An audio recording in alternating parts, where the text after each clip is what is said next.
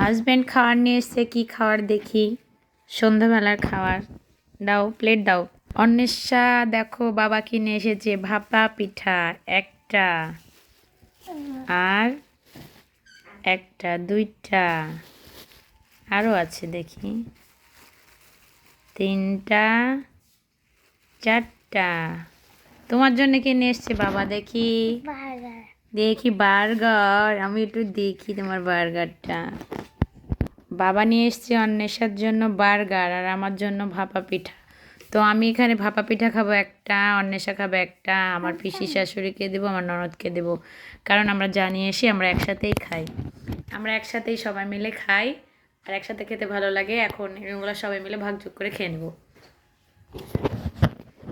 দেখো আমি এটা খাই আগে। শীত শুরু হয়ে গেছে, পিঠাও শুরু হয়ে গেছে। সবাই পিঠা খেও। টাটা বাই বাই সবাইকে। অন্বেষা বার্গার খাবে। অন্বেষা বার্গার খেয়ে দেখাও কেমন, কেমন টেস্টি। বাইরের খাবার বেশি খাওয়া হয়ে গেছে কিন্তু তোমার, তুমি কিন্তু আগে খেতা না। বার্গার কিন্তু খাচ্ছ বাইরের খাবার, তাই না? হ্যাঁ হ্যাঁ হ্যাঁ হ্যাঁ। টাটা।